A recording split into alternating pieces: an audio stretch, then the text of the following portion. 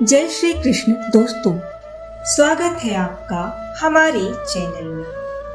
हे मुरलीधर, दे दो ऐसी सुखद चेतना, तेरे चरणों में ही खो जाऊं। मिट जाए सब माया के फंदे, बस तेरी ही मैं हो जाऊं। जब भी झांकूं इस मन के अंदर, तुमको ही मैं भीतर पाऊं, तुमको ही मैं भीतर पाऊं।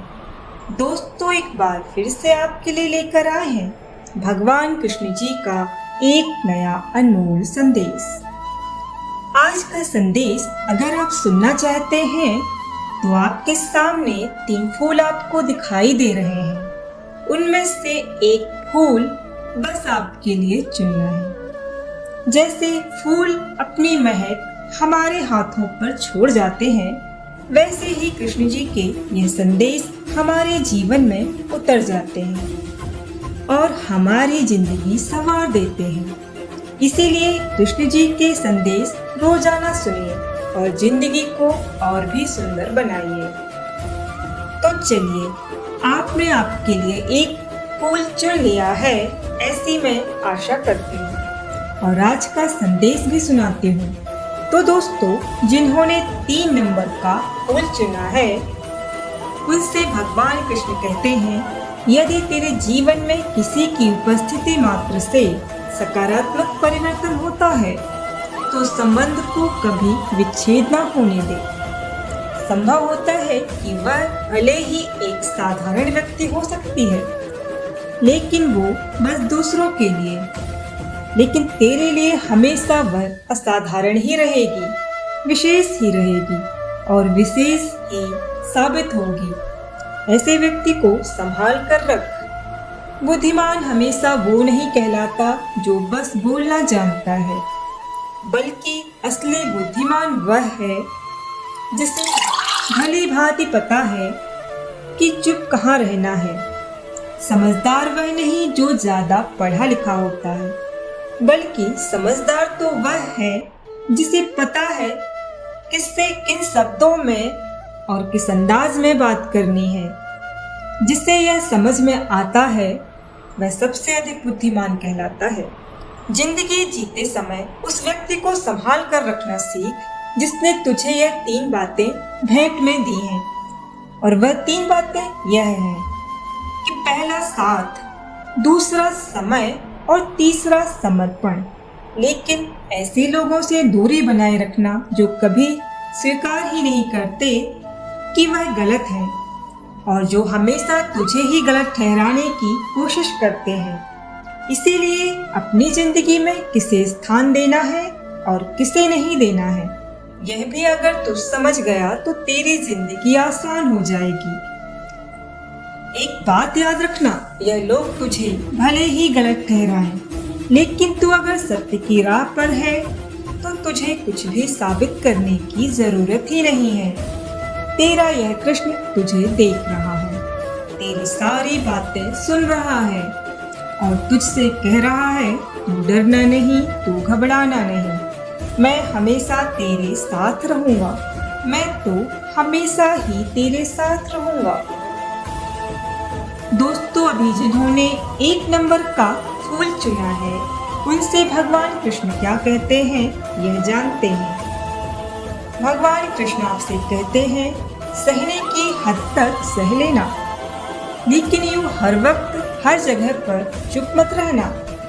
बात जब तेरे हक और आत्मसम्मान की होती है तो मैंने तुझे जुबान दी है, यह याद रखना, और उस जुबान से कुछ बोल भी बाहर निकालना और जरूरत पड़ने पर कुछ कह भी देना। ऐसा मत सोच कि कुछ बोल देने से तू हमेशा बुरा ही साबित होगा। अरे, सच बोलने से कभी कोई बुरा नहीं बनता, लेकिन सही जगह पर ना बोलने वाला कायर जरूर कहलाता है। और जिसे तुझे बुरा समझना है वह तो हर हाल में तुझे बुरा बनाकर ही छोड़ेगा, तुझे बुरा ही समझेगा। तेरे चुप बैठने से उसमें कोई परिवर्तन नहीं आएगा। अरे, जो दबे रहता है ना, उसे दुनिया और भी दबाती है। इसीलिए दुनिया का बोझ अपने सिर पर कब तक लेकर चलेगा? कब तक यूं ही खुद की इज्जत को गवा देगा?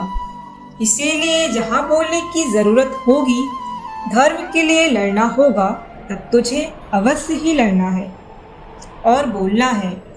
अरे क्लेश तो तेरे इस मुरलीधर को भी पसंद नहीं था, क्लेश तो तेरे इस मुरलीधर को भी पसंद नहीं था। फिर भी मनुष्य रूप में धर्म के लिए क्लेश में सहयोग देना पड़ा। अगर क्लेश ना हो, यह सोचकर तेरा यह कृष्ण चुप बैठता तो शायद महाभारत नहीं होता, लेकिन सत्य और धर्म हमेशा के लिए दांव पर जरूर लग जाता। इसीलिए अधिकार, सत्य और धर्म के लिए आगे बढ़ना भी जरूरी होता है। और अगर तू सत्य पर चलकर अधिकार मांगता है, धर्म का अनादर न करके मेरा नाम जपता है, तो मैं भी तुझसे हमेशा एक ही बात कहूँगा, तू डरना नहीं, तू घबराना नहीं, मैं हमेशा ही तेरे साथ रहूँगा। मैं तो हमेशा ही तेरे साथ रहूँगा। दोस्तों, अभी जिन्होंने 2 नंबर का फूल चुना है, उनसे भगवान कृष्ण क्या कहते हैं यह जानते हैं।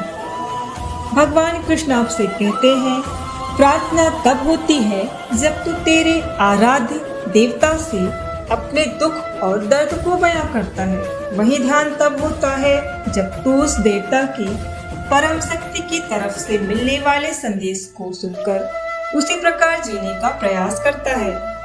इसीलिए मेरे संदेश को सुन के ऐसे ही छोड़ो मत, उन पर विचार करो और जीवन में उतारने का प्रयास भी करो।